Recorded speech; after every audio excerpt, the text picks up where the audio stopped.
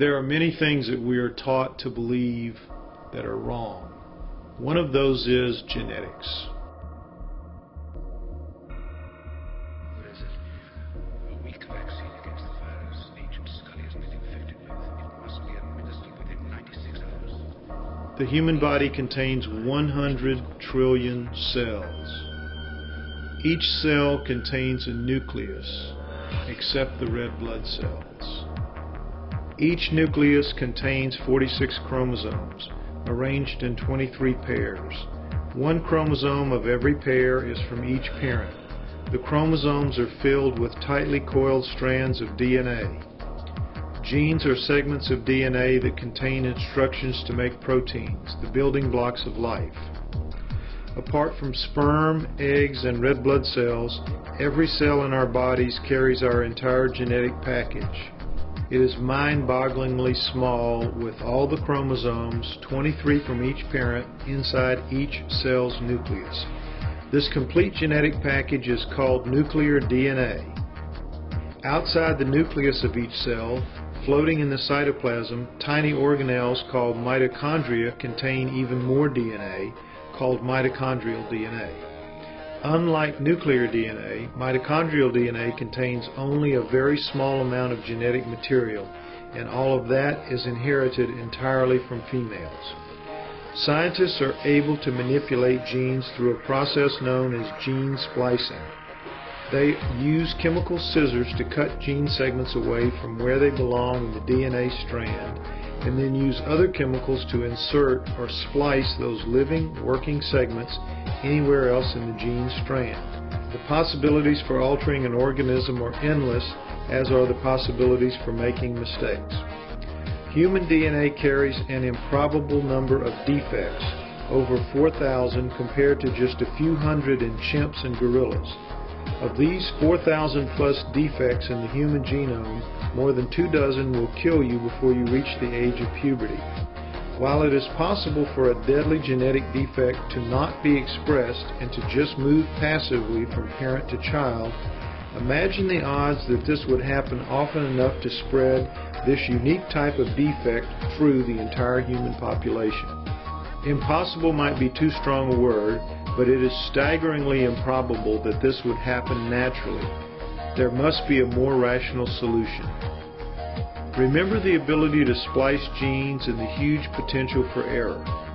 What if something like that happened to humans to create our genetic defects? Would evidence be left behind? Amazingly, that is exactly what research has uncovered. Evidence of gene segments that have been cut, flipped, and then reinserted upside down back into the genome. And that is just the beginning. This shows the chromosome lineup for humans, chimps, gorillas, and orangutans. Notice the remarkable similarity in much of their banding arrays. However, humans carry only 46 chromosomes, while all of the other higher primates, supposedly the creatures we evolved from, carry 48. This is not a transition from one step to another. This is a transformation. How could we evolve into a creature with 2 whole fewer chromosomes and vastly more genetic defects?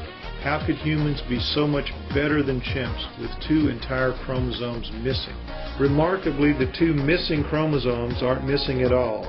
In humans, what would be the 2nd and 3rd chromosomes in a higher primate have been carefully and deliberately fused into one single chromosome. Of course, mainstream scientists explain this as a natural mutation that just happened to occur at some point in our evolution. However, the truth is that fusions like this are only seen in labs, where geneticists leave exactly the same kind of telltale evidence in the genes they manipulate. Occam's razor is a scientific principle that says the simplest answer is usually the correct one. At this time, the only rational, simple explanation for how human genes came to look like they were genetically manipulated is that they were genetically manipulated. The smoking gun so obvious in our DNA is not the only evidence for manipulation. Most humans currently accept Darwin's theory of evolution that humans gradually evolved from primates. Let's forget for a moment that the human genome contains those 4,000 plus errors, something extremely unlikely to have evolved by a process of natural selection.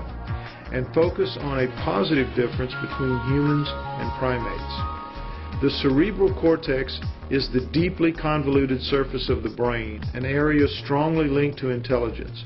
A rat's cerebral cortex, flattened out, would cover a postage stamp, a monkey's a postcard, a chimp's a page of typing paper. But a human's covers the equivalent of 4 pages of paper. In 1987, new research into the mitochondrial Eve theory proved that humans, as we are today, came into existence rather suddenly at only about 200,000 years ago. To have somehow developed 4 times the cerebral cortex in such a short time period is an extremely dramatic and sudden difference which, like the genetic defects and evidence of gene splicing, cannot be explained by a slow and selective process of evolution. Occam's razor would require that, if the evidence shows it is almost impossible for humans to have naturally evolved, and if there is evidence of genetic manipulation, then humans probably are the products of genetic manipulation rather than evolution.